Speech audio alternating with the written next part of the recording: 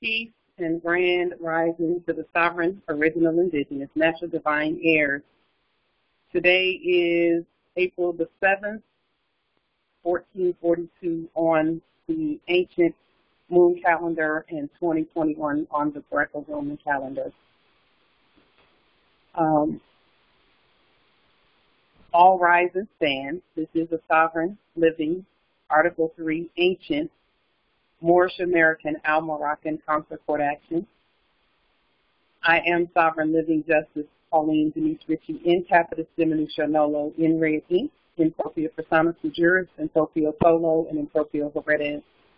No United States corporation, company, citizens, nor their agents, principals, heirs, assigned, nor any derivatives thereof, have personam jurisdiction, nor territorial jurisdiction, nor subject matter jurisdiction over me, nor over any more. We want to discuss the several things. The first thing that we want to finish up on is the 13 great writs that we started talking about 2 weeks ago. Actually, about a week and a half ago, last Sunday.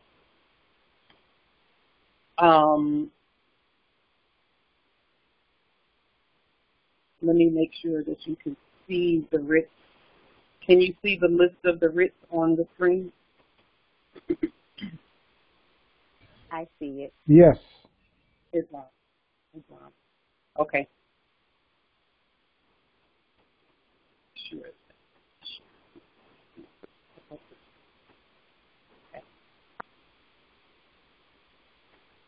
Okay. Before we got to right around the writ of procedendo, and somewhere between the writ of procedendo and the writ of quorum nobis. So let's start there.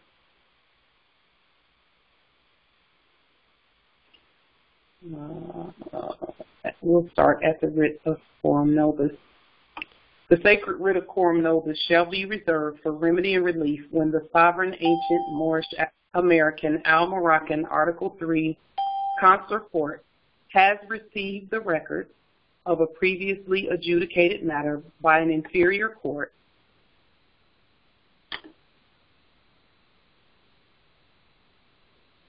and upon clear errors and failure of due process commands the record be corrected. The writ shall be served upon any inferior court in matters of jurisdiction where a sovereign, ancient, Moorish American, Moroccan, Article 3 consular court affirms remedy and relief from the failure of the inferior court.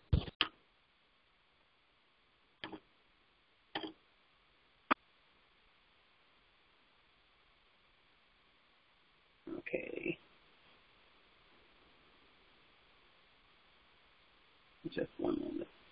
From the failure of an inferior court of a citizen subject society in one or more matters of their inferior law and rule of law in general. When served, the inferior court is obligated to immediately correct their error on the record. As the writ is issued under the highest holy, ancient, Moorish American, Moroccan authority, any claimed suspension of quorum nobis under common law or other unilateral statutes of a commercial court of an inferior society shall have no effect. When an inferior court demonstrates contempt for the laws given to them by sovereign, original, indigenous, ancient, Moorish American, Moroccan command by failure to correct a fundamental error of law, then the sovereign, ancient, Moorish American, Moroccan, Article 3 consular court shall exercise our full, eternal right to issue a writ of venia. So this writ of quorum nobis is one that it essentially automatically went into effect when I was in the POW camp, just because I was doing consular court actions. They corrected their record and put in blue in capitis diminutio minima they changed the status to a living subject status of the records that they were holding. Now, they can't change my status. My status is always sovereign. Our status is always sovereign. But they had to correct their records and set a living being free. So they did that in blue, in capitis dimiutio minima. And then I followed up with a writ of prohibitio in capitis dimiutio nolo, because they can't do in capitis dimiutio nolo in red. We have to do that because that's how they know who's speaking. And then what they did was they issued warrants, which they should have, for that all black, all caps name. In other words, they agreed with the higher court because we issued a warrant for that thing in January, on January 1st. We said this all caps name is not us. That black social security number with the dashes in it, that's not us either. That's an imposter, and we want that imposter removed from our land. And so they agreed with the higher court there. And that's what we want them to do, is let the dead bury the dead, because that's not us. So we then had all the records. We brought the records with us so that we could look the records over, and then that's when we provided our own sovereign justice based on what we saw. So they corrected their record in the best way that they could, because they're not sovereign, so they can't do red in all lowercase letters, but they could correct it from something that's dead and in all capital letters to a living being in blue in capitis dimiutio minima. And that's what that is actually what we want, because we're not that dead thing. The next writ involves, this elevates everything, the writ of Salvas. And this writ is the writ that we use when it comes to domiciles and things like that. But we have to, before we use any of the writs that we're going to discuss today, a sovereign court action must be on the record. We must have done a lien on the court, on all corpses that are involved. And then we have to do a court action on the fake court. And it's preferable to do a court action on the all caps, all black name as well. Again, these are things that we have done, and it is advised, or it is suggested, that you do the study on these actions before you do them, okay? So that you know that when they issue warrant for all black, all caps name, that's not you, because we issued one too for that all black thing. Some people are afraid of that because they've been mistaken for that black thing before. We have to let them render unto Caesar that which is Caesar's. That black thing is something they created in all capital letters. So we let that go because that's a debtor.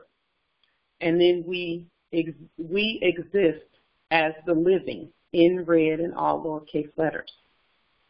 That's the only way that we can exist without that thing, is there has to be agreement between the parties on what should happen. And that's according to, peace and friendship. Peace and friendship says that we must agree. Well, they knew that wasn't me. I just needed to know it wasn't me and issue an arrest warrant for that thing. And then they issued an arrest warrant, so we have an agreement. It doesn't look like what we thought it would look like, but it looks like what it should be at law. So Now we go to the writ of Salvas. The sacred writ of Salvas shall be reserved for remedy and relief by the sovereign ancient Moorish American Moroccans against the issue of false titles, letters patent, land and otherwise, and documents granting rights and privileges to which the parties named are not entitled. The writ shall be served upon the clerk of any inferior court and the named custodian citizen subject to give cause why the record granting such false records should not be immediately annulled and the land vacated and or property returned. Failure of the custodian subjects to give reasonable cause shall require the clerk, using the sheriff under the same writ, to immediately seize the land and or property. Any sheriff that fails to execute a sacred writ of Salvas immediately places themselves in contempt and the forfeit of their bonds as well as under command. Let me see. Okay.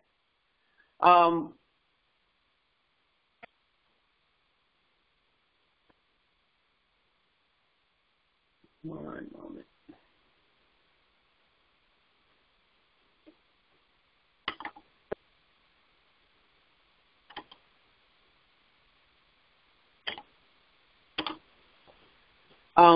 Their bonds, as well as further commands by the sovereign ancient Moorish American Moroccan Article 3 Consular Court.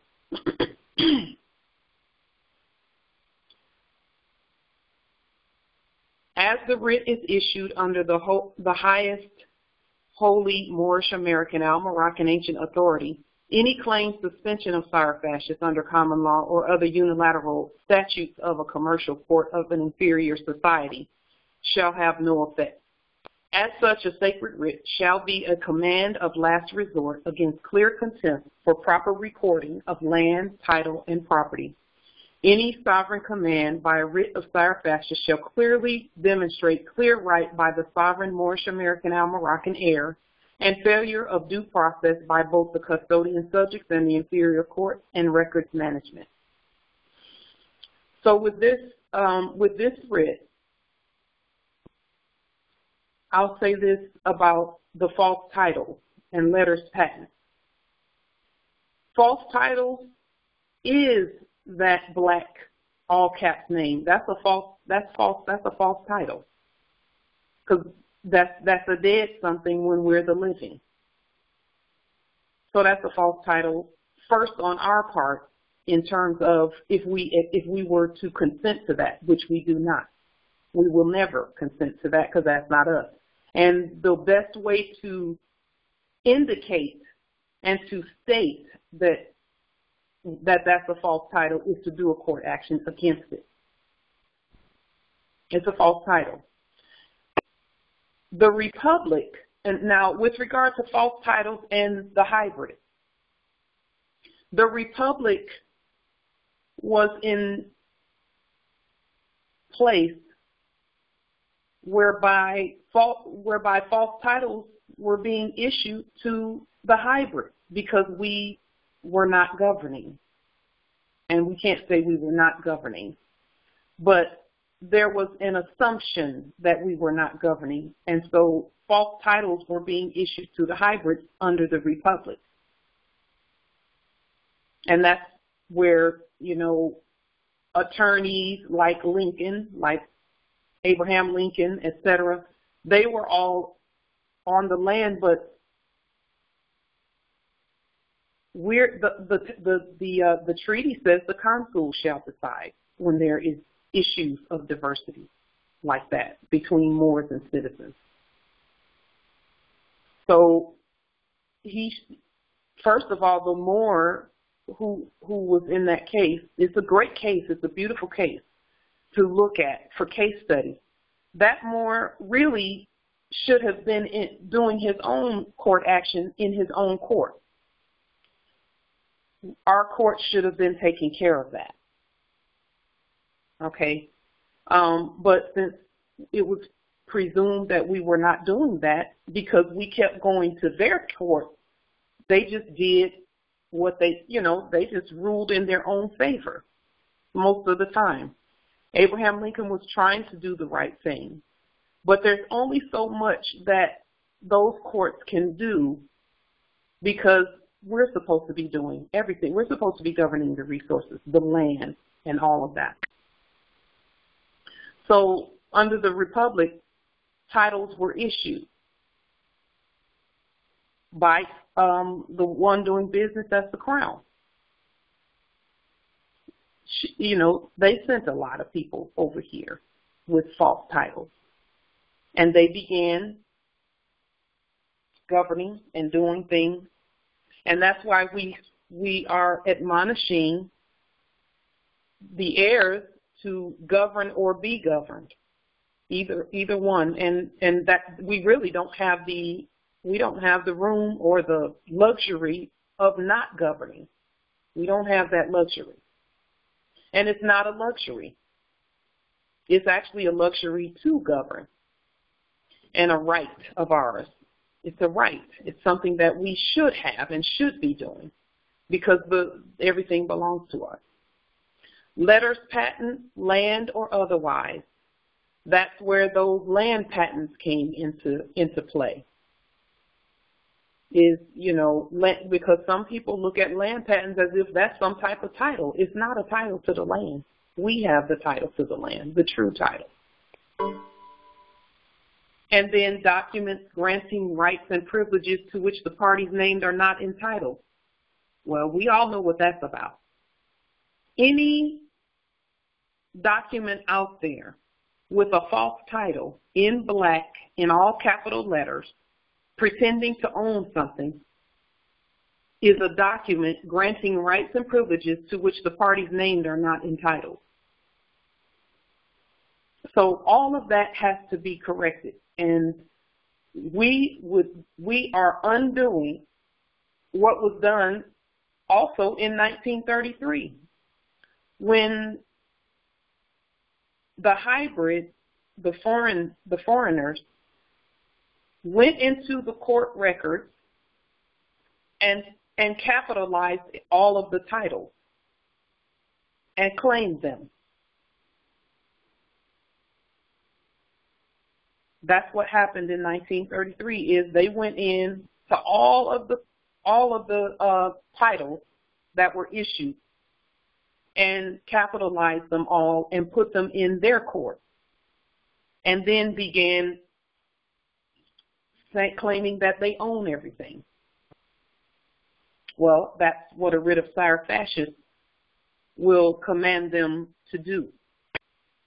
And we're going to be issuing a writ of Salvas here shortly as well, because now that we have it on the record that we're not dead, and even their records say that we're not dead, and that we're not any name in black ink. We're going to issue that and have anything that they've done in terms of false records immediately annulled and the land and or property vacated and returned. Now, they don't own anything, but these are things that we must do where custodian subjects are concerned. But we have to remove the corporate covering first so that they can hear when we speak. And that's why we say all rise and stand.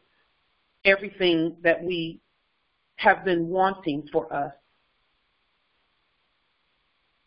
is being regained and returned to us by way of lawful writs and affidavits like these. And this is where, you know, the sheriff becomes a sheriff who obeys and listens to what's being said. Because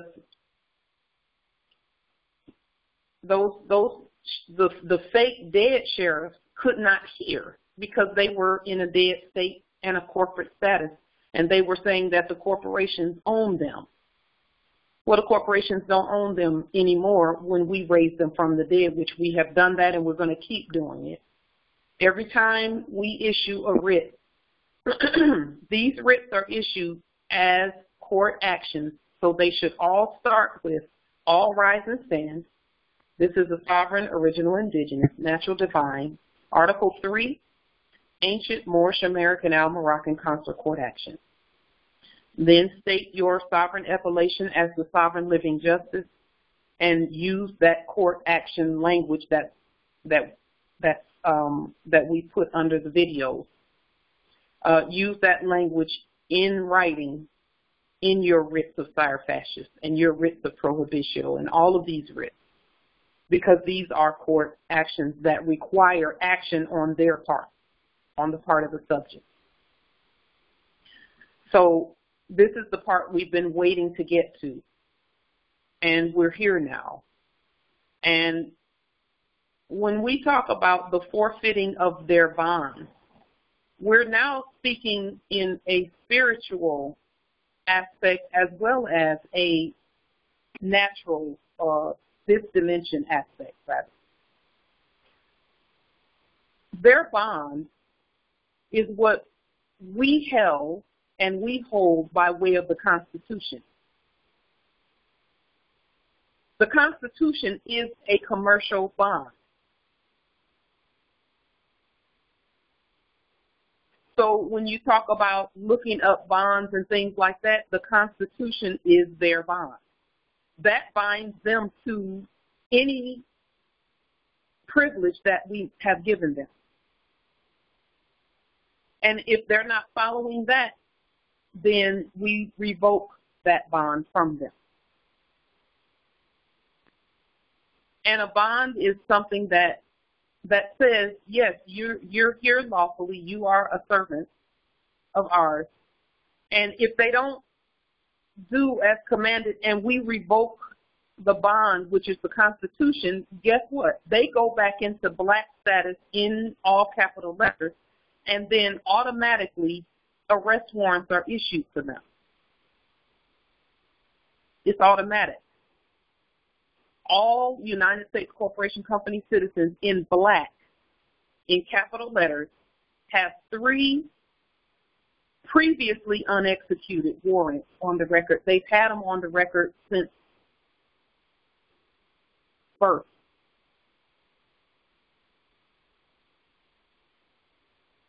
They've had them on the record the whole time. That's why they never, the quote-unquote citizens are knowing that they don't have any rights, etc., and talking about the Constitution is being eroded, etc. They don't have any. They don't have any if they're acting in a corporate status. And we are the ones who said no more corpses on the land. We're the ones who said that. And that has actually been enacted. It's already, it's a wrap, it's done. Our ancestors said no corpses on the record, on our land. And if you go back and look at Alexander Hamilton's speech to Congress, back when I believe I'm not sure exactly when it was, but it's on the record at Avalon Yale website. Alexander Hamilton gave a speech to Congress where he said corporations are not supposed to be on the land. That was in, I believe, the late 1800s. But don't quote me on the date. But I've read the document. And he said when they were calling themselves setting up a quote unquote national bank, Alexander Hamilton stated on the record, corporations are not supposed to be on the land. But then he was saying, but we need a national bank. That's what they were saying. That's what he was saying to Congress, quote unquote, fake Congress. So they've always known that corpses are not supposed to be on our land, and we know that too. And that's why when they issue arrest warrants and we issue arrest warrants at the same time for the court, that's issuing an arrest of all debt. They're just doing as commanded. So sheriffs Any sheriff that fails to execute a sacred writ of Salvas immediately places themselves in contempt and the forfeit of their bond to the Moor. They can't be bonded to the living if they're not in their proper status as servants to the heirs. And that's why we don't have to use codes and statutes. We use the sovereign supreme law for the land. They've always known that the Constitution was their bond. And that's why sometimes when you see damn girl, you come up with some citizens, good shit. when you see the citizens, let me go ahead and go into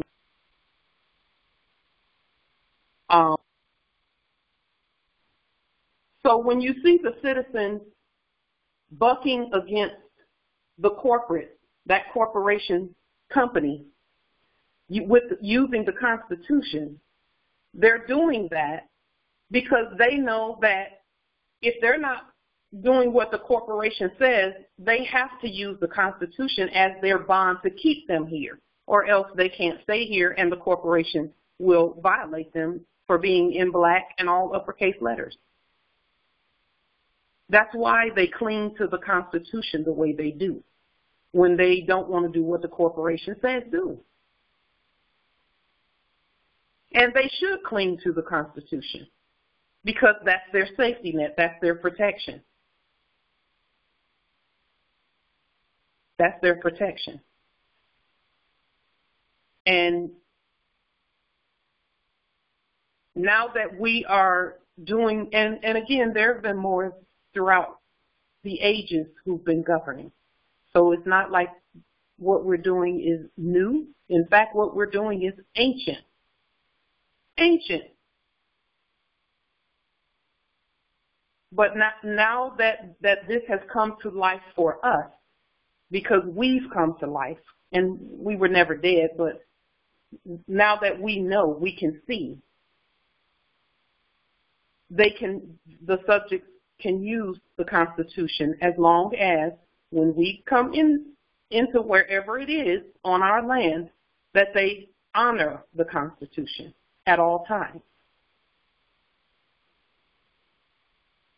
So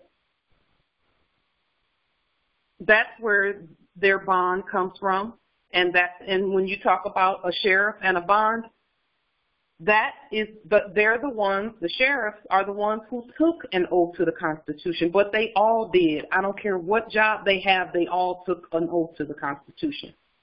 And this is the way to get them to uphold that oath, is we push that Constitution out there by way of these writs and court actions.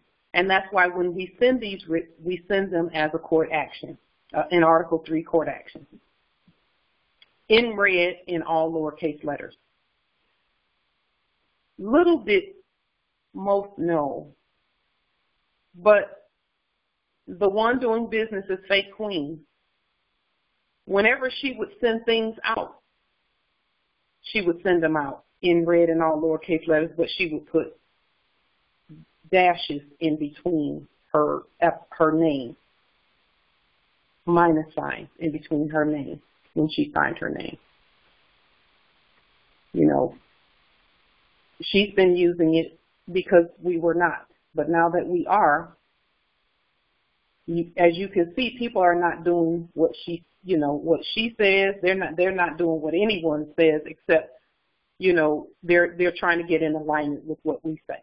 And they're doing what we tell them to do in all aspects, but you have to have eyes to see that. They're changing their identification to the one star because they're getting in alignment with the Republic. But we're not issuing any titles of nobility to anyone. All we're doing is raising them from the dead and putting them in subject status. The Writ of Salvas is the next one. The Writ of Salvas, right to salvage and property, shall be reserved for remedy and relief against any subject citizen or custodian of any corporation or property not recorded on the public record that has demonstrated clear contempt for the law, moral behavior, and the community at large. The writ shall be served upon the citizens, subjects, and custodians of corporations continuing to act in dishonor as custodians of any unrecorded resource or property on the public record, acknowledging the full lawful sovereign authority of the sovereign, ancient, Moorish American, Moroccan Article 3 Consular Court to seize any and all assets of the unrecorded entity and therefore salvage the property. A citizen, subject, custodian of a corporation that is unable to demonstrate its lawful recording on the public record therefore has no soul, no spirit, therefore cannot lawfully declare it has any lawful propria persona, regardless of any statutes of inferior commercial courts. When such a corporation continues to injure the sovereign Moorish American Moroccan heirs who are the law, such a writ of salvas shall be issued as a last resort.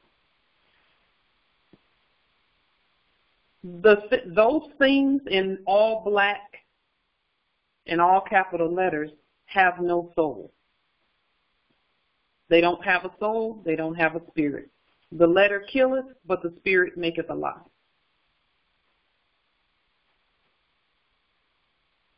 And so whenever you hear people saying they have no soul, they have no soul, they're just saying they're in capital letters and all black ink.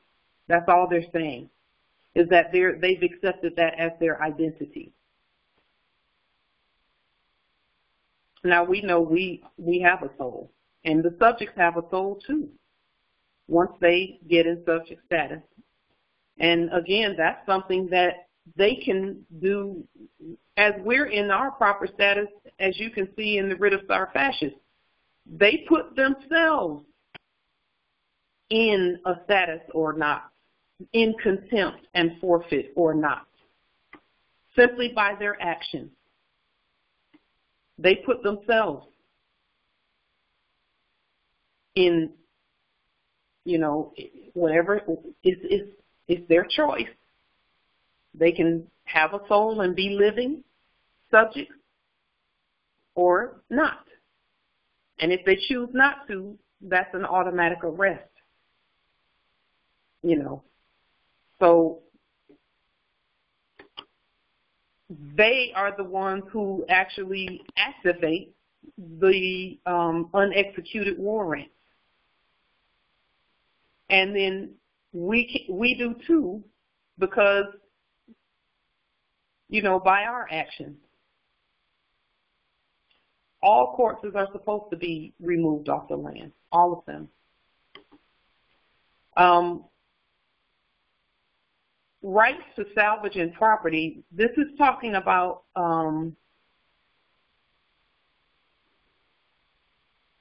there are some subjects who are, and I've seen this before, where they're saying we're not a corporation. You go to, if you go to some of those businesses, they'll say, well, and you start talking about the law, they'll say, well, we're not a corporation, but they can't just be hanging out there like that, saying they're not a corporation. There was a tow company that was saying the same thing at one point when we were assisting one of the Moors. They were saying, well, we're not a corporation. We're American citizens, but they didn't want to. But they were acting on corporate orders, and that's where this writ comes in at. Is you're not going to claim American citizen status and say that you're protected by the Constitution if you're acting on corporate orders. You have to be in or out. You have to be, hot or cold. Because if you're lukewarm, we just spew you out. Hot or cold. So a lot of this is self-executing. You know, when you hear people use that term self-executing this and self-executing that, these writs are self-executing on the subject. They can do it, or they can be in corporate status. And in corporate status, and many of them have already been arrested. That's why you don't see so many of them out there. You know, many of them have been arrested already because they are just determined that they're not going under the Moors. They're not going in subject status. They like capitalism and corporate status, and they'd rather not be here than do what the Moors say. Okay, arrest, Guantanamo Bay. And then we have to not be in that status either. So, writ of salvas, rights to salvage and property. And the reason why these writs are issued as a last resort is because there are other writs that are issued first. And it's the first writs that we went over. Those are the writs that we issue.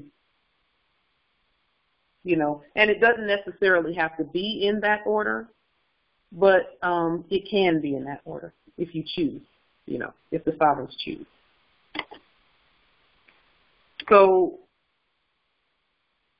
this writ of salvas is for those that are saying, you know, we're not a corporation. Well, if you're not a corporation, then you should be following the Constitution and doing that's your only bond on the land. And you should be following it. And when we say we're in propria persona sui juris, your propria persona, your lawful propria persona is subject.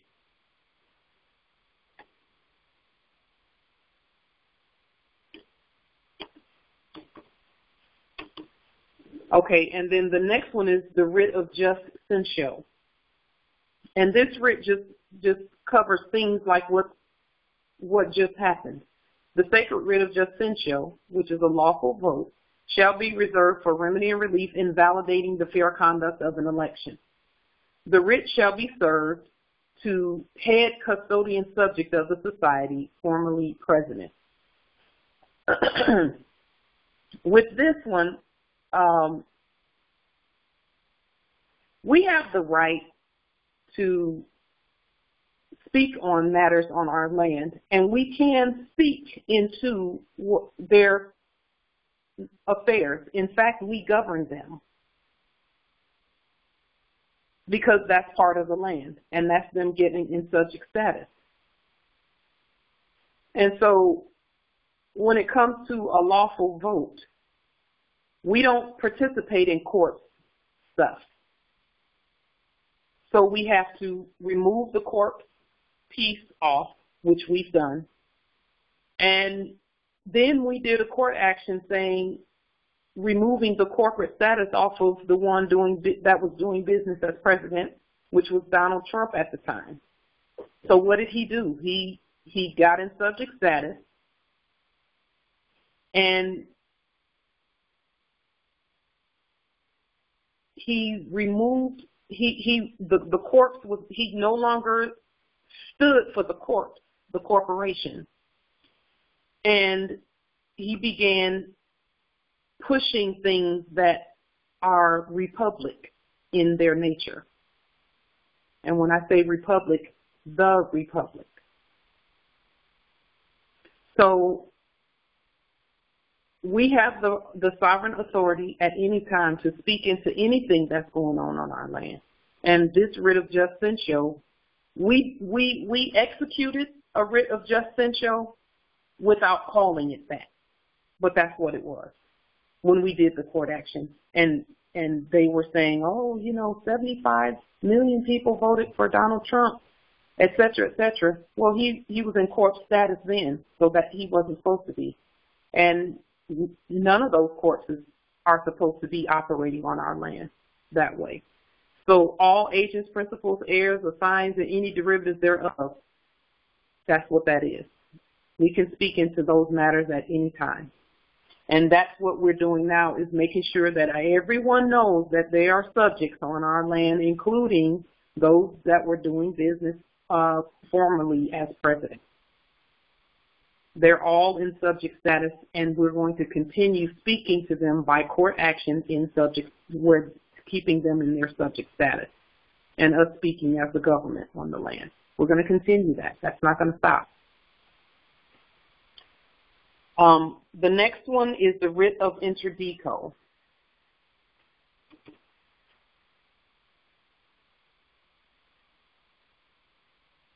The sacred writ of interdico shall be reserved for remedy and relief as a last resort against any citizen, subject, or custodian demonstrating clear contempt for rule of law. The rule of law is us. We are the law. We are the government. And anything that we say, and we don't say anything that's not in alignment with the treaties, the Constitution, and our sovereign status. So any clear contempt for us and for our rules is what this interdico is about, this writ of interdico. The writ of interdico, and we know that dico and diction have the same root word. Interdico is us speaking to a subject, someone who's not the same status on our land. That's what interdico means. It means speaking to someone with a different status, just like international law. Inter is indicative of interaction with those who are not the same status as we are. The writ of interdico is the most serious and powerful of all the sacred writs in that it commands that every citizen, subject, and custodian of every society to outlaw the subject or corporation and forbids any trade, communication, material support whatsoever. So when we do this writ of salvas, or this writ of fire fascist, and let's say we don't get any yes, Justice Yesharel, it does mean between. Thank you for that word. Inter means between. Because that's what I was trying to say without saying intercourse, because that's not what it is. We're not having intercourse with them. We're having interdico. In other words, we're speaking to them. Not anything other than that. So whenever we do these other writs and there is contempt shown and they're not doing what they're supposed to do, then the writ of interdico is put into place. And it's saying, everyone out there, all subjects, no matter who you are, that one right there, that sheriff or that citizen or that subject has decided that they don't want to obey the sovereign supreme law for the land. So we're putting it on the public record that you all are to have no dealings with that one. Leave that one out of everything that you do. It says the writ shall be served on the head of the society. And here, let me serve to the head of the society.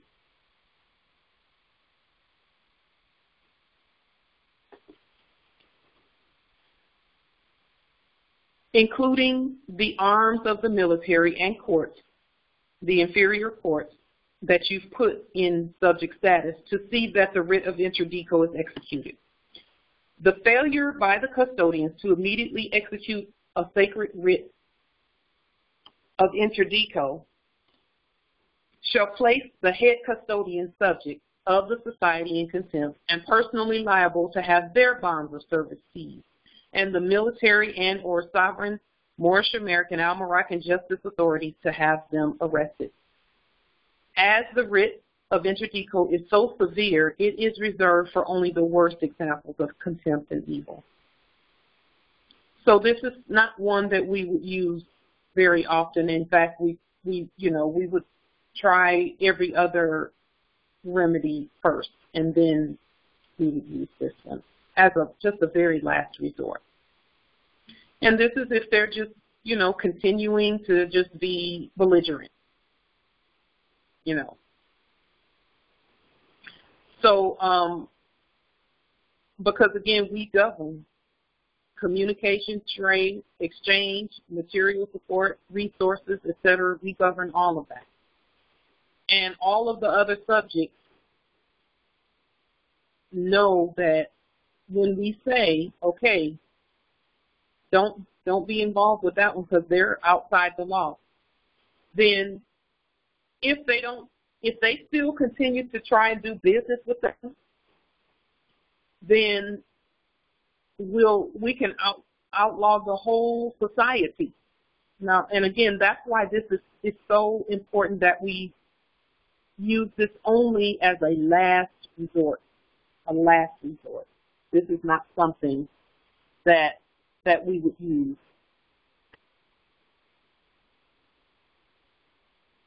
Islam in the text. Yes, Parsha.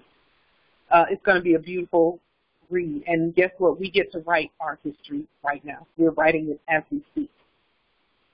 So the military and the court and all of that, they are, with this writ, they would be commanded to disassociate completely with anyone doing that, and then to arrest them. Don't do any business with them and arrest them. And then the writ of anye. See, the writs get more and more harsh as far as punishment is concerned. However, we want to ensure that we don't use them unnecessarily. Okay? The chances of us using these writs are going to be slim to none. Very slim to none. The writ of anye, the sacred writ of anye, which is pardon and forgiveness, shall be reserved for remedy and relief for those sovereign original indigenous heirs listed in error as citizen subjects who've been presumed convicted of a crime.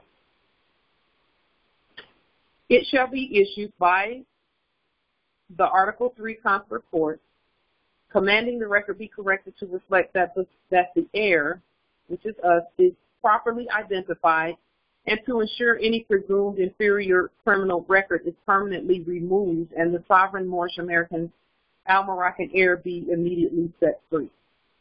Contempt for a writ of anye is a serious and evil offense against all sovereign heirs, as it denies the existence of redemption. Therefore, any custodian of any society that does not acknowledge and obey a writ of anye shall be issued an immediate writ of interdicto, which is the most severe lawful punishment of all heaven and earth for such contempt for divine remedy. Okay, so the writ of interdicto and the writ of anye are, that's something that we do at the very, very, just as a last resort, where they're not wanting to do what they are supposed to do. Those doing business as tax assessors and clerks, etc. Once they've been liened and you do a court action to remove the corporate status and have them stand as not sovereign subjects, because there's no such thing as sovereign subjects, but have them stand as subjects as living subjects to the Moors. Then these writs right here, if they're in their status, the living status, and, they're still wanting to be belligerent, that's what these writs are for. Okay? This is how we, yes, in the chat, everyone, officer or agent who takes an oath of office must register as a foreign agent and relinquish their citizenship. Yes. that's them acting in corporate status. So they can't be subjects. That's what that's really saying, is therefore your bond to the Constitution is not there. There's no protection for you. If you take an oath to a corporate oath, then you relinquish your subject status, your bond to the Moors. Okay. By the same token, if you they've all taken oath to the sovereign Constitution. They've all taken oath to that. When you take an oath to the Constitution that we wrote, the original, and really there's only one Constitution, and that's the one that we put in place. When you take an oath to that one, you relinquish corporate citizenship. See how that works? So it works both ways. If they take an oath to a corporation, like the fake sheriffs were doing, then you relinquished your subject status here, and you have no right to be on the land. None whatsoever. But the reason they were doing that was because we needed to keep doing what we're doing right now, which is keep speaking. Keep speaking, be in our proper person at all times, and put these writs in place so that there is continuity, and so that we speak with one voice and we're all saying the same thing according to ancient law. These writs are ancient, very old. Yes, Empress Portia, they become black literally. Black is the status, and that status is noted by capital letters and black ink. That's how that black status is noted on paper. That's why all corporate paper has black ink on it, including that stuff they call dollars and those Federal Reserve debt notes. They have black ink on them and capital letters.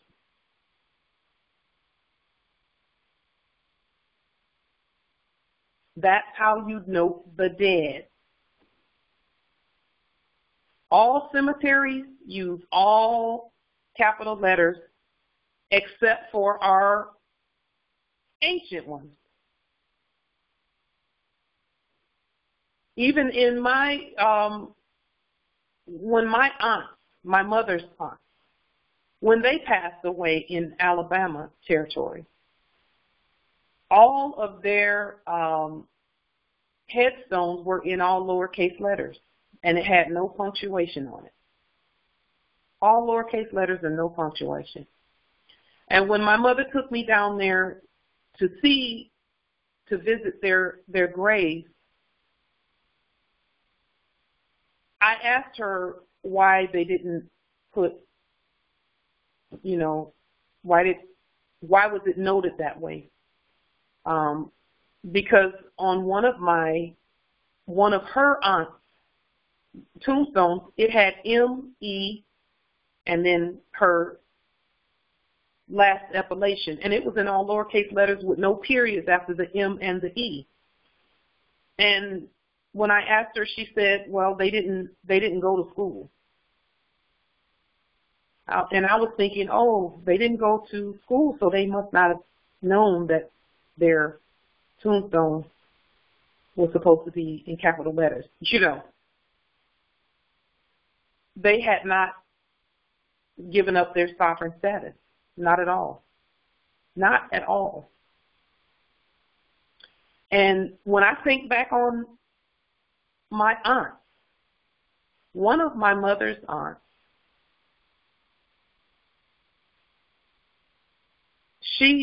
I know for a fact that she knew exactly who she was, because when they started sending her checks, she didn't want their money, and she didn't cash any of them for a long time, and then her family stepped in and took over her affairs because she was like, I'm not using that. That's not real. And it was written in black. I didn't hear her say that, but I know now looking back on what she did, I know why she did it. Because it was her aunt's tombstones that were in all lowercase letters with no punctuation on them. They knew who they were. Sure did. And they were trying to say that she was going crazy and that they needed to come in and take over her affairs. But she knew. So those who are fighting against the red in all lowercase letters, I'm sending them some of the most powerful, sovereign, peaceful energy of clarity that I can send them.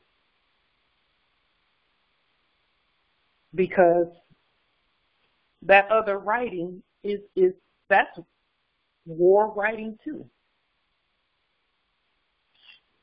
It's war writing. If it's what the hybrids taught us, then it was meant for war. And that's what the Foreign Agent Registration Act is all about. Is anybody declaring war, go ahead and give up your citizenship. You done took an oath to a fake constitution, and you're executing writs of arrest command. So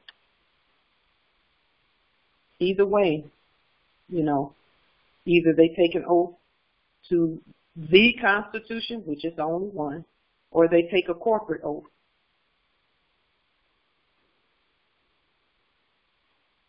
And either way, they're going to give up something, a citizenship one way or the other.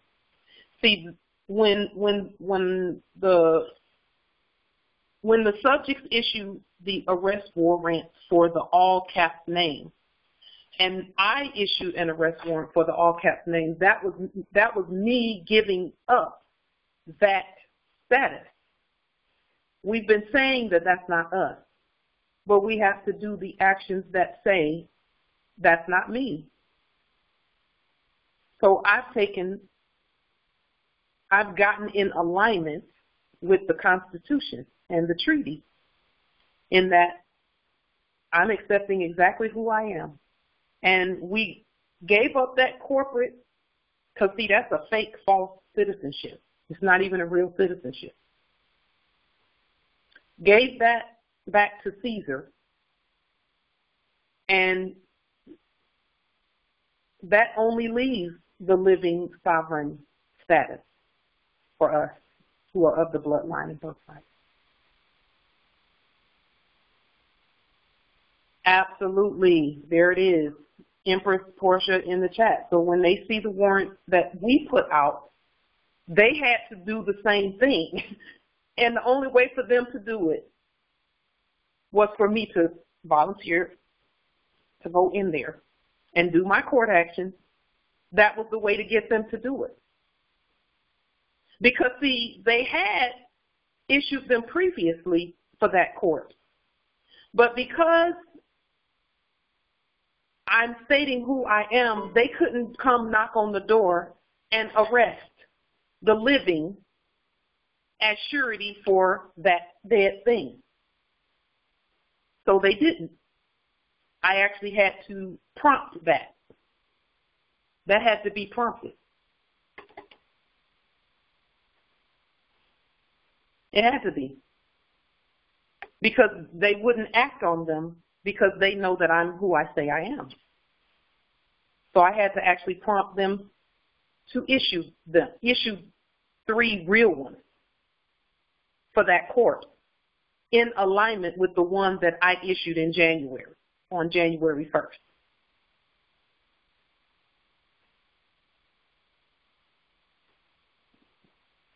So that's something to think about and to study. And when you're ready to implement, because now, both legally and lawfully, I am who I say I am. And there are things in this dimension that come with that, with competent, proper heirship status. There are things that come with that, hereditament, and things that come with that. And so we're moving now in that manner. And I believe the writ of venea is the last writ. Okay. Are there any questions about the writ? And I'm going to put it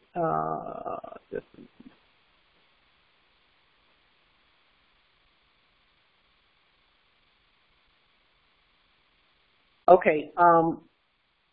You can star 6 if you have any questions about the writs and when to use them and how to use them. Again, liens and court actions and proper, your name change and judicial proclamation, all of that needs to be in red in all lowercase letters, and that will be under this video. Examples of that will be under the video. You may have to reformat them because people have different operating systems. But when those, but you can download them and edit them according to your needs. Okay. We are our ancestors returned, and anything that our ancestors do, they're going to do it through us. Us claiming our proper status, that has to be done through us. We have to do it. And then their energies come with us because we're doing the same things they did. And the protection come with us when we do that.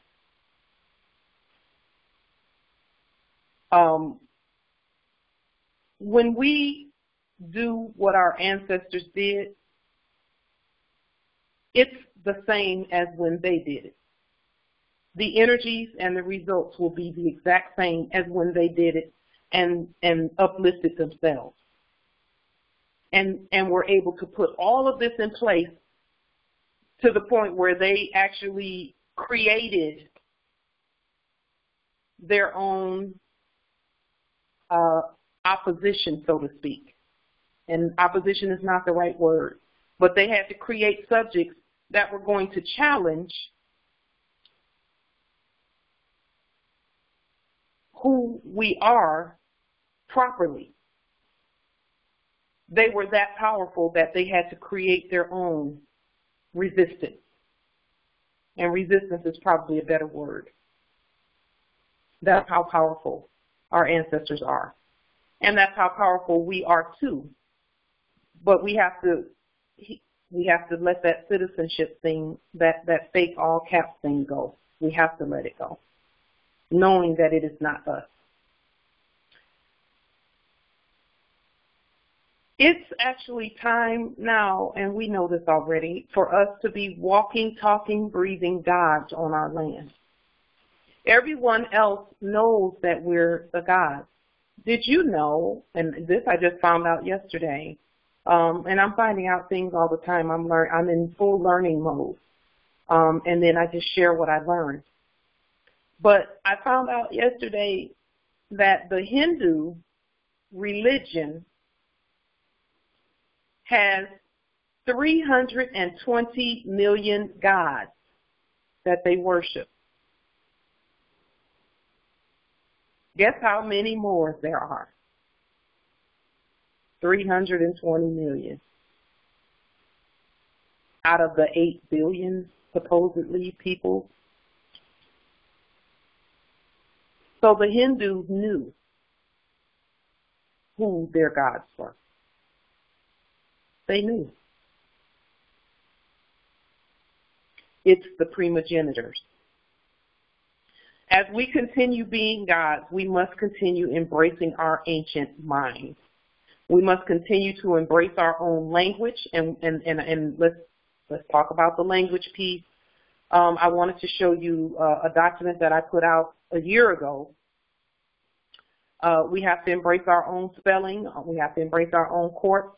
We have to embrace red ink. We have to embrace our turbans and fezzes, and we have to embrace each other. Our ancient mind does not spell and write and speak the same way that we did when we were considered minors and black. We were considered that. We never were that, but we were considered that because we were writing and speaking like children, like minors, who did not know that our status is noted in red in all lowercase letters. Our ancient mind doesn't spell the same way we were taught in the animal schools, and we do not use the same anything that they used. It all has to be nationalized. So I want to share with you this document. It's actually a screenshot from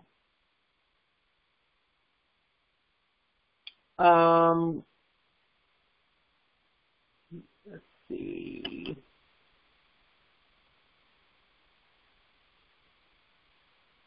Let me just find the screenshot.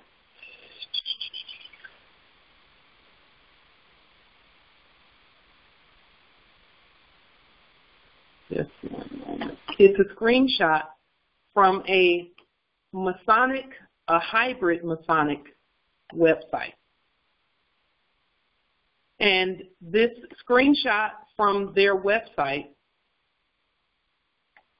is where they were telling each other how to report, and really it was just how to claim creditor status.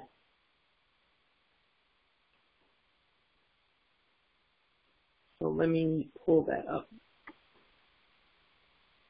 here.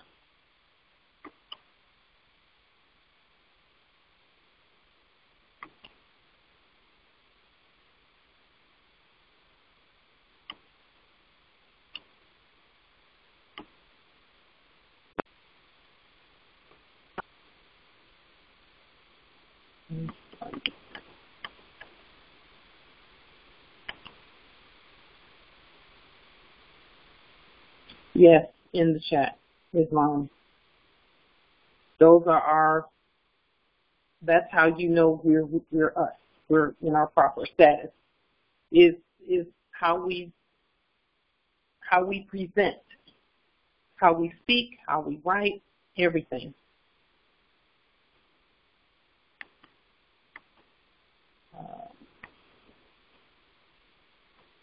I'm going to put it right on here.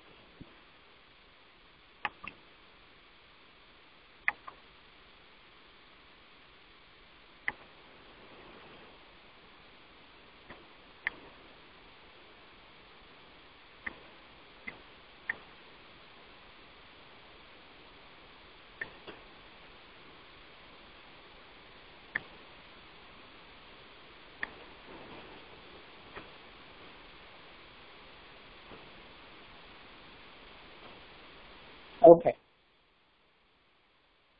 Got it.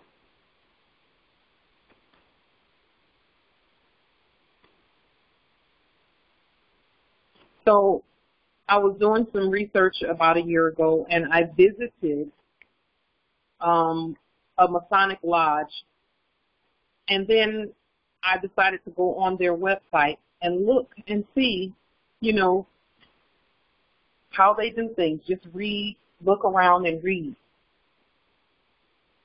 And this was further affirmation that the creditor does not use capital letters.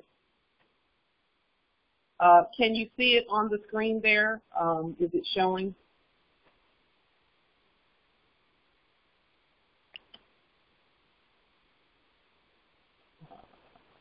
Let me know if you see something that says Grand Lodge of Washington. I see it. Okay. So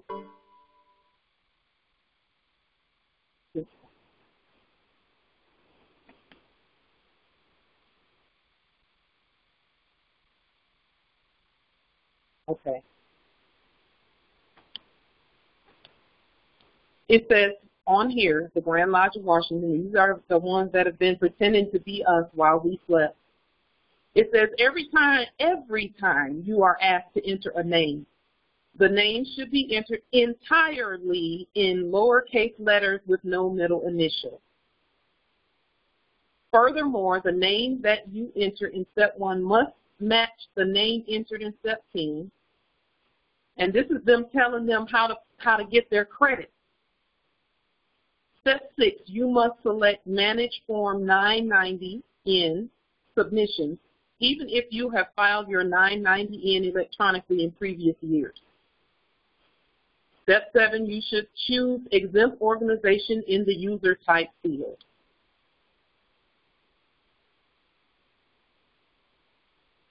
Okay. So, again, this is them using all lowercase letters to be not taxed.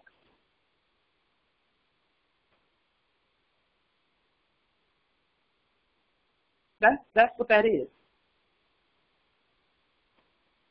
So those who, again, we have done a lot of research, and that's the only way we would put anything out there that deprogramming, because that's really what it is deprogramming ourselves from what we were taught in the fake school,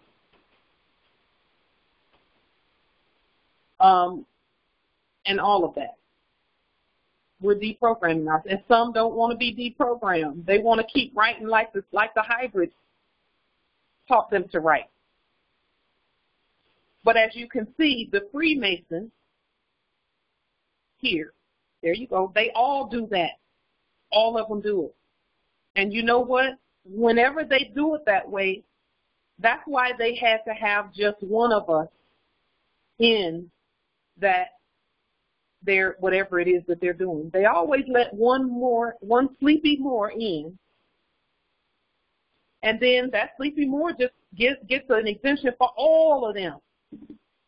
Because what do? Decapitalize everybody because they got the agreement of the heirs. They can't do it if there's no more there. I don't care if he's sweeping the floor.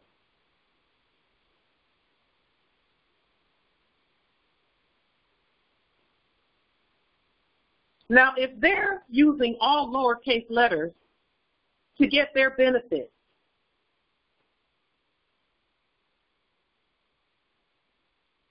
you can see why that piece is being fought so heavily.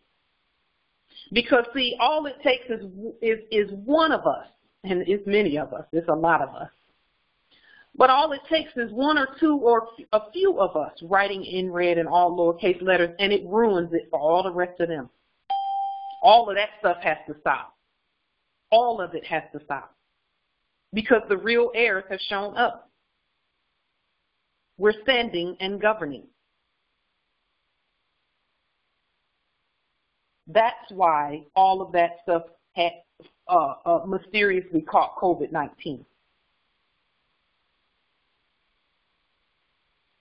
That's why. I was talking to an heiress yesterday who was having some issues on the JOB. And I won't say her sovereign appellation because, I don't want to, that's her story to tell. I'll just tell my side of it from what I heard her say. They were forcing her to, quote unquote, resign under, of course, some fraudulent, fake, bogus stuff. And she signed the documents that they put. She autographed the documents they gave her a black pen, but she took out a red one. And she signed her appellation in red and all lowercase letters, and she said, I hereby reserve and retain all rights. Well,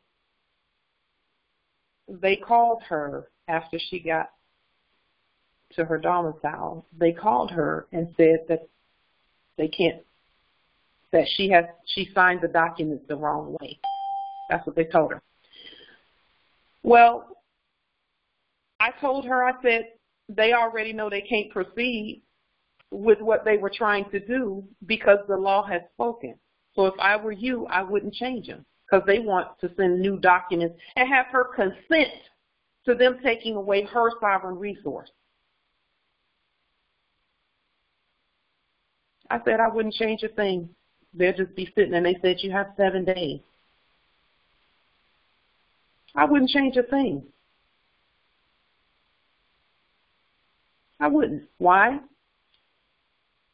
Because they can't, she will actually not be terminated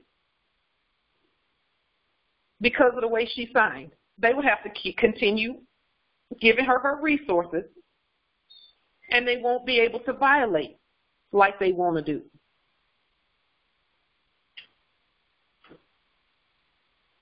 And so she was, she was wondering, like, what should I do? Because they're saying that, the way that I signed was not, they can't do the documents like that. And they even put some things in the documents that were supposed to be like saying you can't do this and you can't do that. Once you sign these documents, you can't do this and you can't do that. Well, when she signed them like that, they said, well, you can't sign them this way. You can't sign you can't invoke your sovereign status is what they were saying. Because if you invoke your sovereign status, all of these documents are null and void. She bound them. Yes, she sure did. In the chat, she bound them. Bound them to the see, that's what yanking somebody's bond is all about. That's what that is.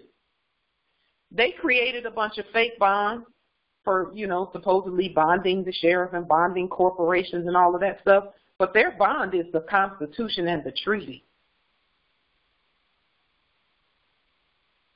That's their ultimate bond.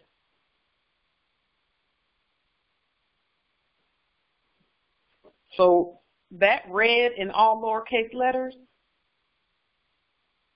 they can't do nothing with it. They can't move. They have to do what we tell them. And that is why they're trying to create, that's why they're trying to create some division, in our nation about that. Because they know that they can't, not another sandwich goes their way. Because we're speaking. And that part right there is the linchpin. Our language and our writing, etc.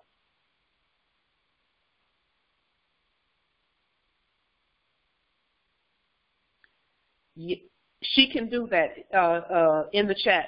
It says she should be asking why she can't and is it constitutional. She shouldn't ask why she can't because she already did it. She should be asking for them to state their name and nationality and asking them, do they understand that they're bound by the Constitution and the treaty? She already did it, so there's no need to ask why she can't. They're saying she can't, but she did it already. So it's a wrap. It's done already. That's just like when we take documents to them and they say, well, we can't take this. All you do is turn around and walk out. They already have it. How can they say they can't take it if they have it in their hands? I do it all the time. All the time. I did it yesterday. I'm going to do it further. Just walk up and put it on the counter or hand it to them and walk away. And the way that I was dressed yesterday, when I had my turban on and I had on some really baggy clothing, and I puts the document on the counter. The policy enforcer was there and the clerk was there. And I put the document on the counter, and I turned around, and as I was walking out the door, all I heard back there was, "Sir, sir, sir." I'm out. I'm not a sir or ma'am.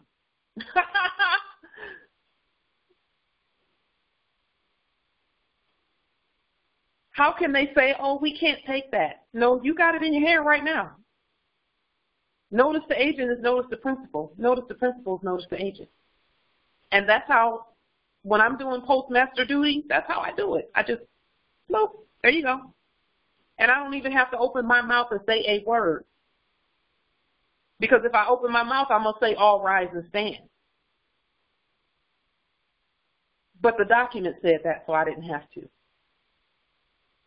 So now, with regard to the lowercase letters, I want to show you something else about the ancient English that we use, because see, sometimes, it takes some deprogramming, and then we reprogram ourselves back to our ancient mind with regard to ancient English and all lowercase letters and rings.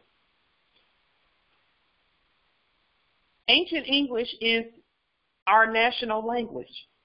That's what it's always been. It is, when you look at the way the words are spelled, I mean, we all spell differently when we're writing in ancient English, which I think is absolutely beautiful, because we're encapsulating all the languages back into where they belong, because we gave everybody their languages.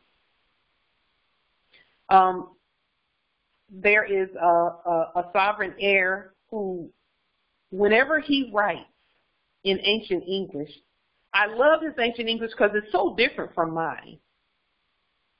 But then when I look at the old records, I see a lot of the words that he spelled in the old records.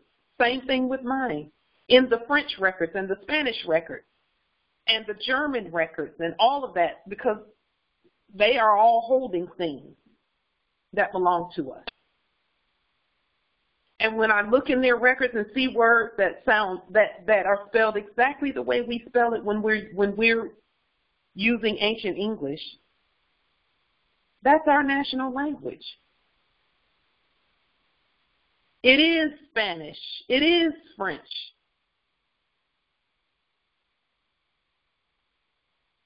It's all of those. It's Latin. It's all of those.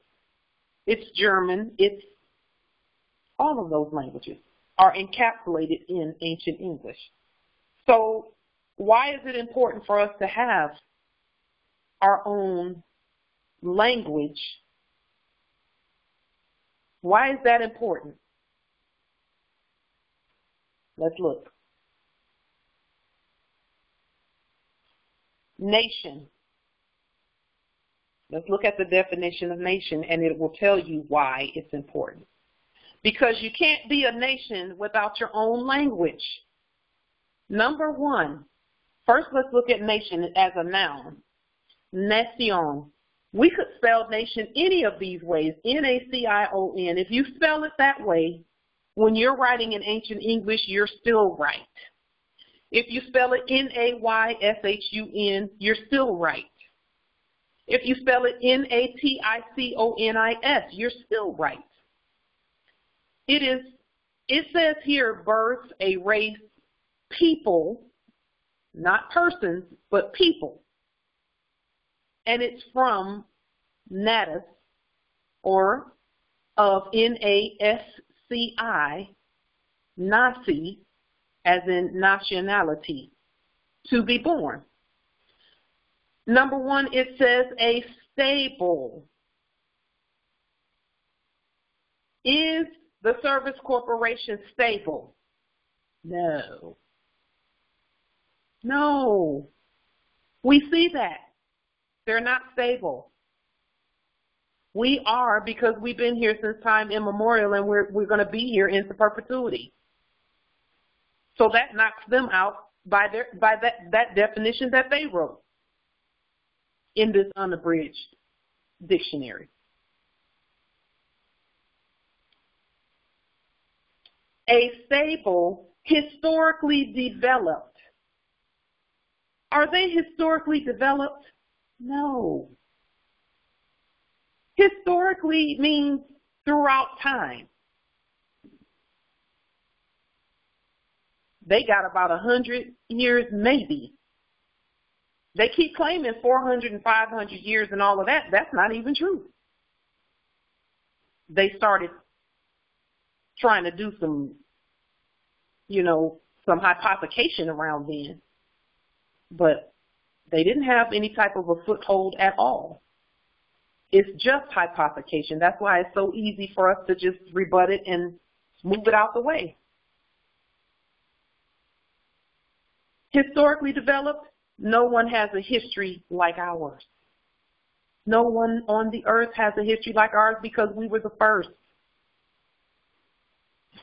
Community, and in this case, they said community of people, but community, we would spell that differently, and we wouldn't even use the word community. But for the sake of this definition, let's go ahead with that. Community of people with a territory. Well, what's our territory? And do the corpses have a territory? No, they don't. They don't have a territory. They exist on paper, and they don't even exist there because we've rebutted the paper. We have a territory, and it's the earth. And some say north, West say Maxim, Northwest Africa, ancient Morocco, all of that. Those are all Turtle Island. Those are all our territory. We have a territory. We are historically developed. An economic life. Now that's the one that we got to come up in that area, economic life. So we're looking at demonstrations to do so that we can prove that we have a vibrant economic life. That's not corporate, because that's not life, that's death. Corporate is death. An economic life, that's where we're using our own money. Our own money. And we have a demonstration that we're going to invite you to participate in with us with regard to that very shortly. We've been introducing it all along the way, starting with the $666 trillion presentment on the public record, as well as implementing, and not implementing, but just stating the gold standard, because the gold standard never left. It's always been here, because no one has the authority to do away with it. And then we're going to invite you to participate in this demonstration where we use sovereign credits only to get an actual physical product.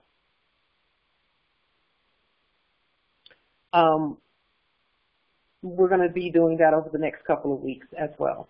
So we've already set everything in place. Now we just have to finish up the document that's going to be used as the money. Economic life, distinctive culture. Our culture is in our writing and the way we speak and the way we dress and all of that. But if we're using capital letters and black ink, is that distinctive from the court?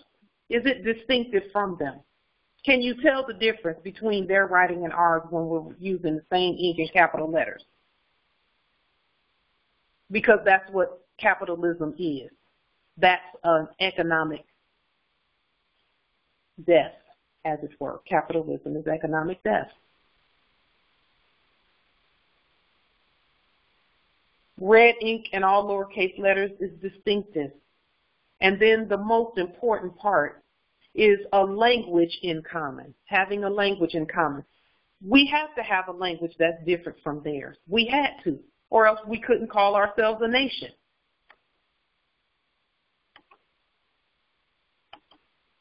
We are a nation. We are the government because we have ancient English, which is Spanish, which is Moorish Latin, which is French, which is however we express it. Because that's distinctive when we put them all together and we spell according to our intention. Because we are the magi. So the spells we cast matter. It matters how we cast those spells. You can't call yourself a nation if you don't have a language that everyone has in common. We have ancient English in common. I can understand the ancient English that's coming through, and the ancient English that we put on our documents. Everyone can understand it. Everyone understands it. Period.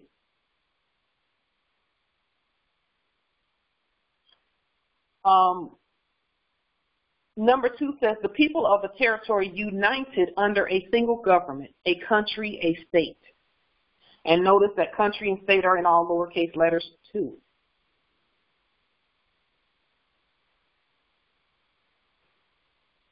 Our territory is Gaia, Midgard, Earth, Northwest Amexem, Asia. The single government is the Moors. What we call it, the appellation that we give our government can be whatever we say it is, but the single government is the heirs. We are unified by blood. And we're becoming more unified in the things that we say and do. And that's why using government letterhead is so important when we speak and when we do our writs and affidavits. And then they go down into a people or tribe, a tribe of North American Indians, which we know we're none of that. That's why they had to use capital letters to even say that, because they know that that's not right. So when they use capital letters, that's them twisting and hypothecating and adding their own meaning to things that they don't have any business trying to define when it comes to the heirs. And they know that. We just have to know that when we see capital letters, they ain't talking to us. Capital letters in black ink, they're not talking to me. Period.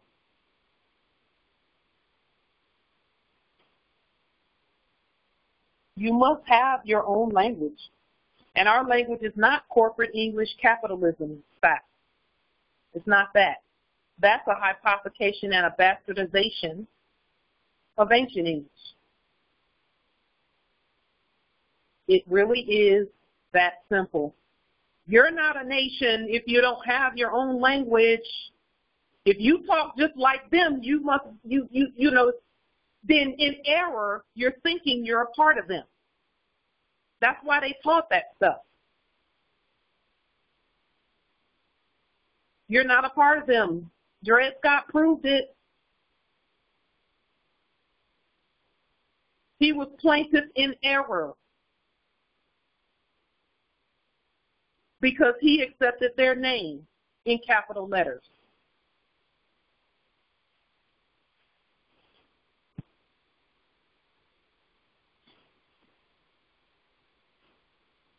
So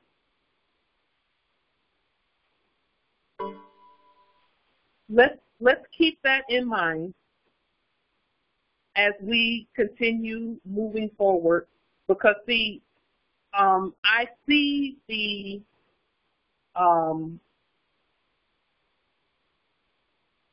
that there's some not wanting to really go along, to do ancient English. I see that.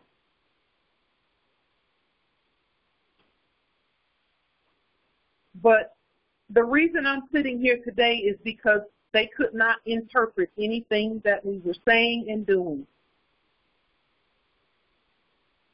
We showed that in the document.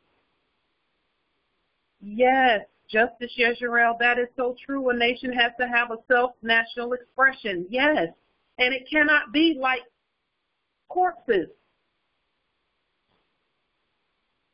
U.S. Writing Style Manual says any word in all capital letters is either a U.S. vessel, a corporation, or a dead person, and they equated all three of those.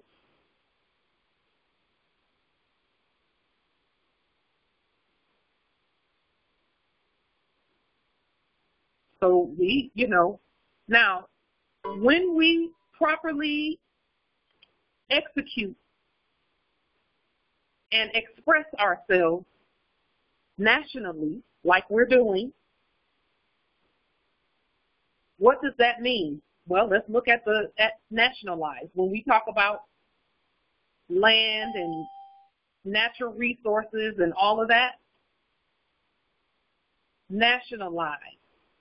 Verb transitive, nationalize. Past participle, nationalizing. Number one, to make national in character, which is true. Number two, to transfer ownership or control of land, resources, industries, etc. to the nation. You're not a nation if you don't have your own language. We have our own language.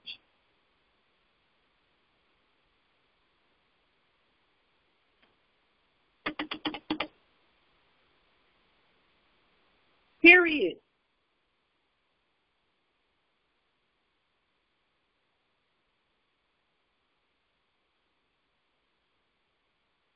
Therefore, we're using the writs that we talked about to transfer ownership or control of land, resources, industries, etc. to our nation. Those are the terms by which land is transferred. And that's not something that we wait for somebody else to do. We do it. That's how it's done. Is the superior sovereign does the transfer themselves. That's how you know that they're sovereign, is they make the transfer themselves. Period. We've done that, and we're going to continue to do it. And there is a method to doing it, and that's what those writs are about, and that's what liens and court actions are about. It must be done lawfully. The transfer must be a lawful transfer. It must be. And there's an order to it. It's not a free-for-all. We don't just get to say, we're the heirs and everything belongs to us, so I'm just going to go over there and take it. No. We put in place processes. And when I say we, I'm talking about our ancestors living through us. All. That's the only reason that the hybrid was here, is to teach us how to put things in place so that when a claim is made and supported properly, that the claim is honored. And then we have recourse when the belligerents, and they honor the claims. It's just a matter of us being able to see that it's being honored and then move forward. We have remedy when belligerents are saying things that they should not say about our claims. And it's not even a claim, it's a statement. We're stating who we are and stating that the land, the natural resources, and the commerce is ours. And we state that by actually doing it. And that's what the demonstration is going to be about. I'm going to do a demonstration coming up here shortly with regard to the commerce. And hopefully, as many who want to participate in that demonstration with me, I would love for you to participate in it. And no, there's, in fact, no fiat at all involved in it. In fact, fiat is rejected for this demonstration. It requires the bloodline and the birthright and sovereign credits and sovereign status, which we all have. So, are there any questions or comments or anything about what's been said thus far.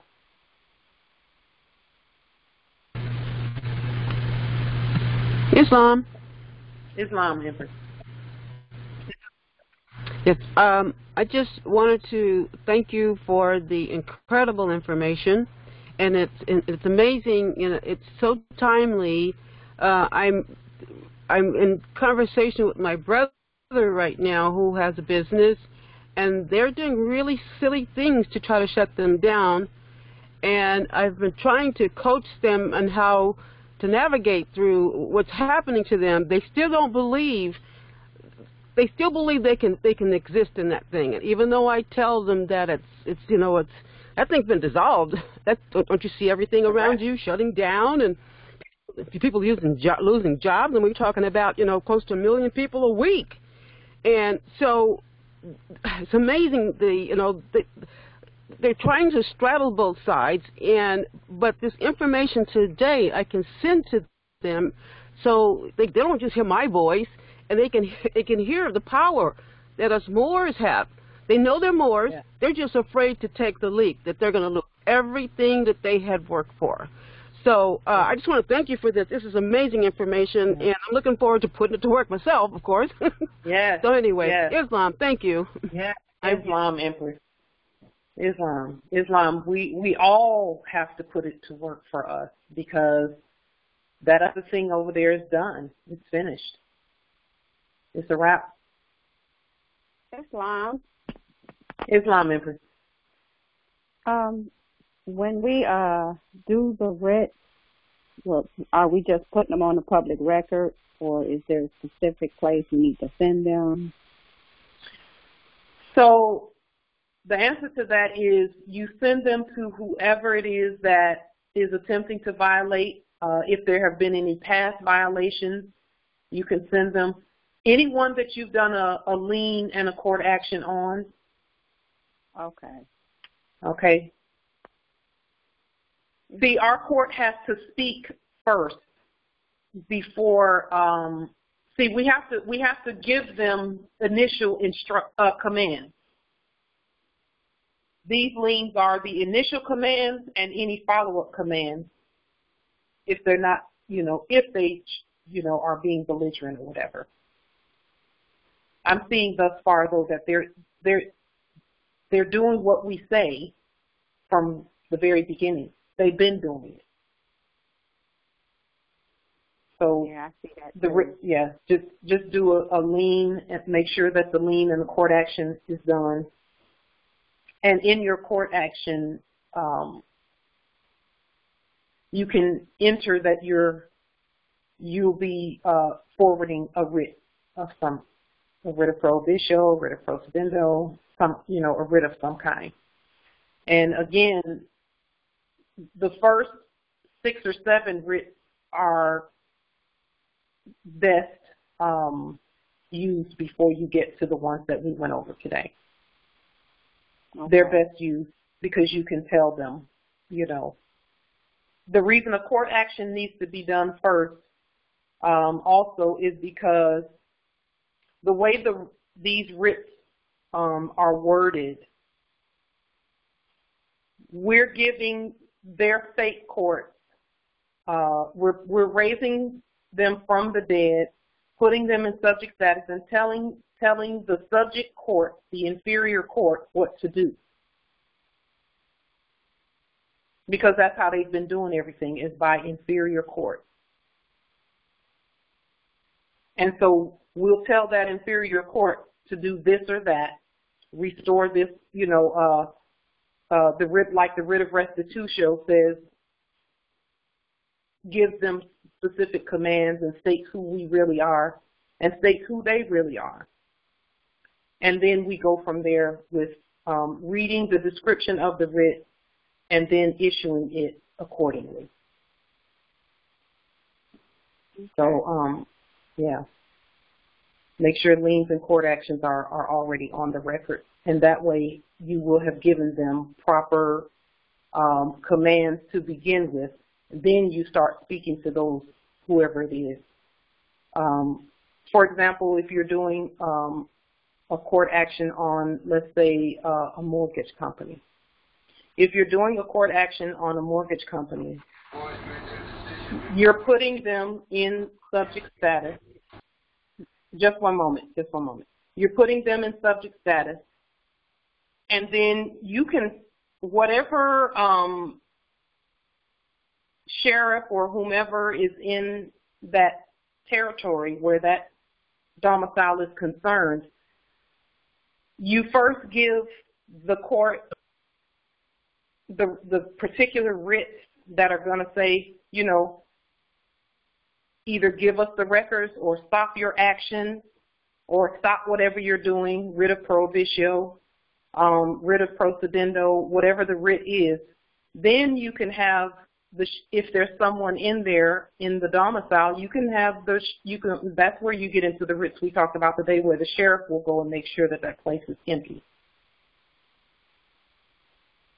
You know, so we're going to be issuing some of those in this territory as well. We know for sure that the building that we went to we know it's vacant. They've actually marked it as vacant. But we're still going to follow the process and issue what needs to be issued where the building is concerned, just to use the system that we have in place. We want to see the system working. And then we just watch what they do. Right now, the subjects and us are saying the same thing. The corpses are the only ones trying to say something different. And they can't really speak. They're muted. They're wearing masks. So, you know, all we have to do is keep moving in an orderly, you know, the way we're moving, line upon line, process upon process, you know, here a little, there a little, making sure that we're competent at all that we do, and keep moving. That's how the Grand Rising is. You know, some people have been looking for some big giant splash to happen. I don't think it's a big giant splash. I think that's a lot of distraction. I think it's, you know, from what I'm seeing, it's we just keep moving. We just keep moving. Just keep moving. Keep doing what we're doing. Keep studying. Keep demonstrating. Day in and day out. I've come to a realization through this last beautiful, beautiful demonstration where I went to the POW camp. I realized then, you know, because we're talking about continuing to just move. Day in and day out, we're governing. We're getting used to governing. We're getting used to speaking to the subjects. We're getting used to them doing exactly as commanded. We're getting used to moving towards, you know, full possession of all. And I realized that, and I heard one of the fake Jews say this. He said, we're finding out through all of this that death is actually temporary, and it's life that's actually eternal and permanent. Life is permanent. When we think about death, I know now that even in this body, we can still say we can live forever. In these bodies, we can live forever. Through the fast that I did when I was in the POW camp, when I realized that I was getting stronger instead of getting weaker,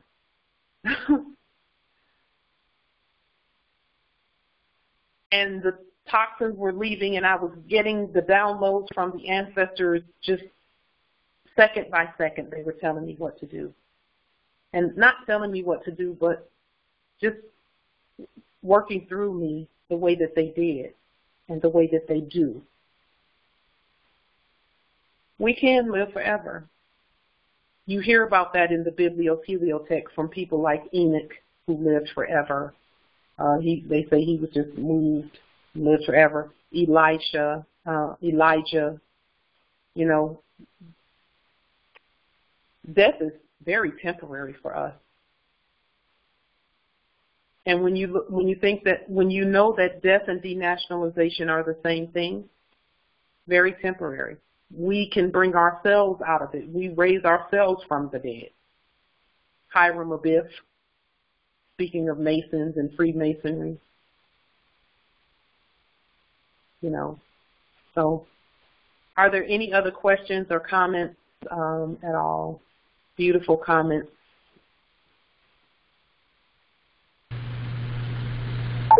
Islam. Okay.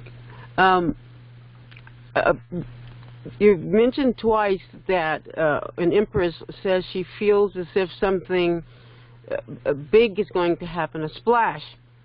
Yes.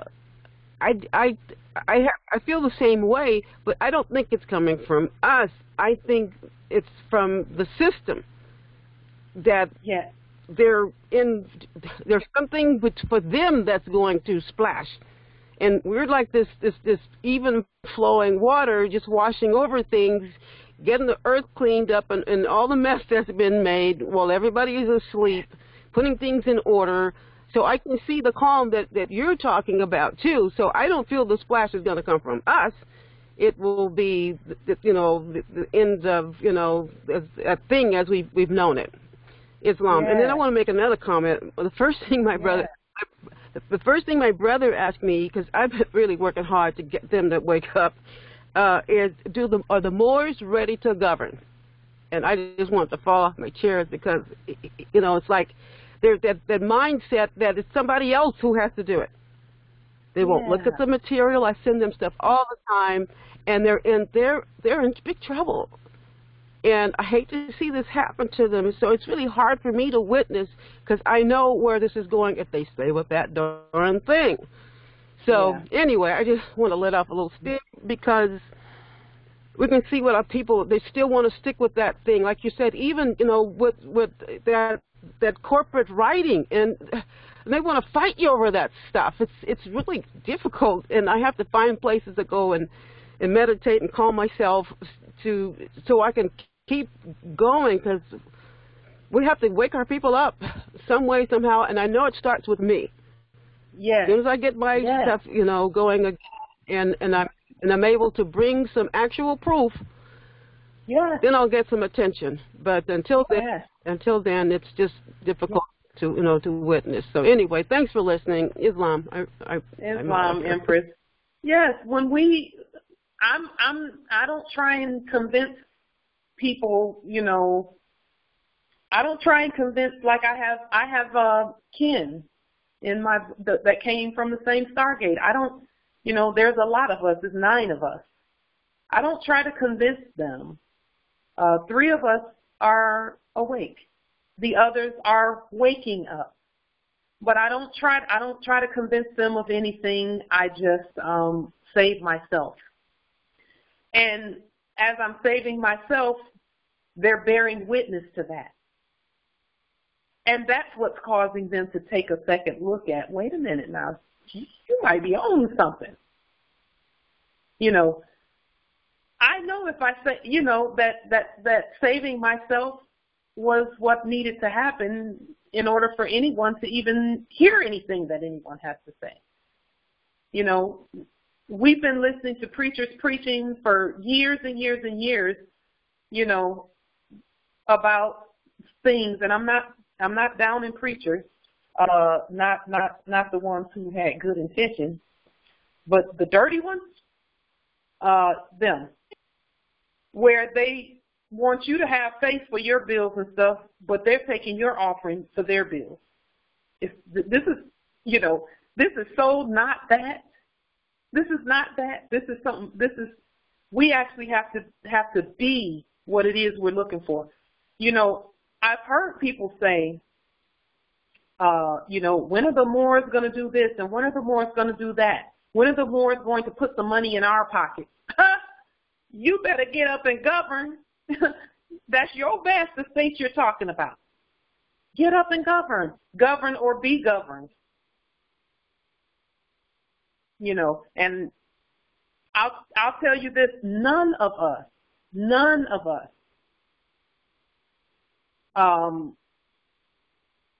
did well with other people governing us. None of us did well with that, with other people attempting to govern us. None of us. We didn't do well on JOBs. When people were trying to tell us what to do, we didn't do well. We found every way possible to tell them to get lost.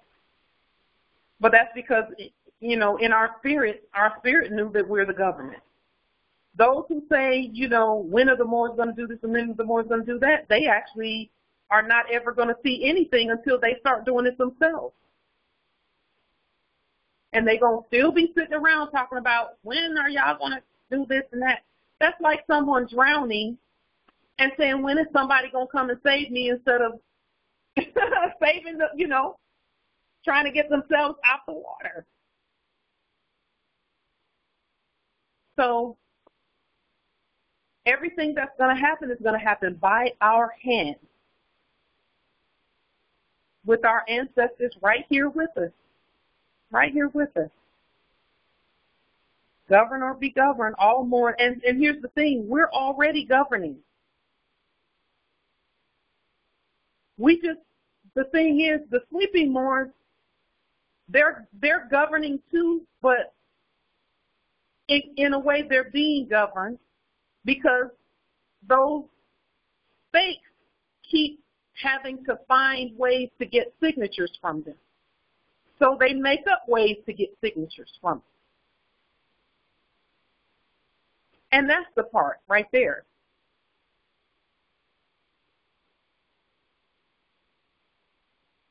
That's where all of the, like, running people in and out of those state courts and all of that is all, that's all about them getting consent, manufactured consent. You know, and they already know we ain't signing nothing, never have, never will, ain't gonna sign nothing. Islam, I just want to share this too. They have a third party collector trying to get something out of them, and then they got a notice to go see a judge. So they go to the judge, where the location where the judge is, and the building is closed. It's nobody there. And I guess someone is guarding the place, and they said there's no judge here. And so they are getting a little bit of reality that thing is closed. They were in shock that there was no judge there. They didn't know what to do afterwards. So it's just really strange things that are happening with that system. I just want to share that. Thank you, Islam. You know, they're just doing what we told them to do. No corpses, no fake judges, none of that. The real judges are already here. We're here, and we're the justice on the land. They never had any judges there. Exactly, Justice Yeshurel. They never had any judges. Never had any judges. Those aren't real. They're fake. We're the judges. Period. So, you know, Empress,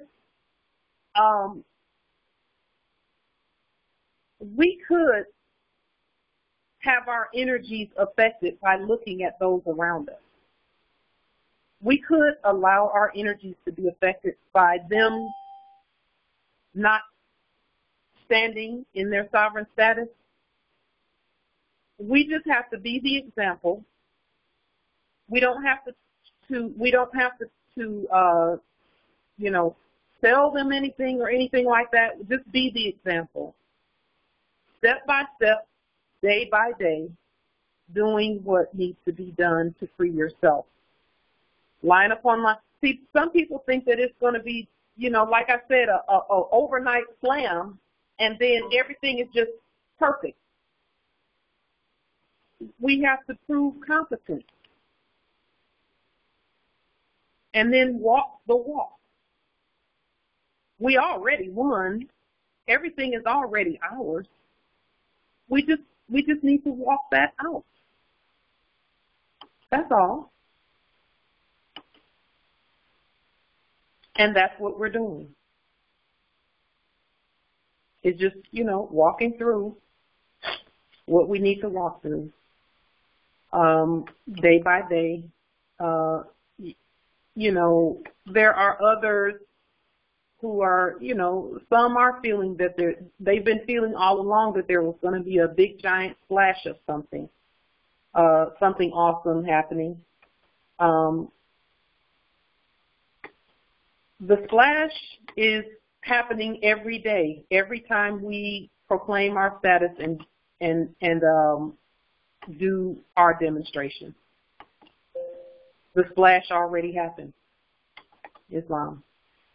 So with that being said, if there are no other questions or comments, any wisdom, anyone wanting to update on how things are going in their territory, we will yield the floor and come back again on tomorrow and continue with all that we're doing. But hopefully by tomorrow I'll have the demonstration ready where you know, the economic demonstration, the financial demonstration, where we all demonstrate that we are the heirs to the resources and we trust one another to do whatever needs to be done to get our economy doing what it needs to be doing without the fiat. We can do it without fiat. And I'm looking forward to that. I'm really looking forward to it. It's going to be very, very simple for the heirs to do. The majority of the work is probably going to be on my part, but I don't mind. I don't mind at all. So, with that being said, peace and grand rising to the sovereign, original, indigenous, natural, divine heirs, Islam. Grand rising. Grand Rise. Peace and love, more. Speak to love, more. Islam. Grand rising. Thank you, Empress Life. Love you. Islam. Thank you too. Islam. Hey, Justice Frank. Islam. I like your turban, your vest. I like that. That's nice. Islam. Islam. Islam. Peace to you, Justice Frank. It was all hard. Pack some more. Islam. Pack that some more. Oh, I love the way you study too. Oh, I love the way you study. You teach me how to study. Yes. Wow, You you know, great. Justice Frank, we're going to get it done. I didn't know this much information on one little word. My God, the prophet said is for every word there's 7 meanings. That's what he said. Yeah. He's right about that. Yeah. And 1,000 different spellings of the same word. Yeah, you know, I'm in Philadelphia, and we got so many temples here. The temple I came under was John Gibbons' ill. I knew.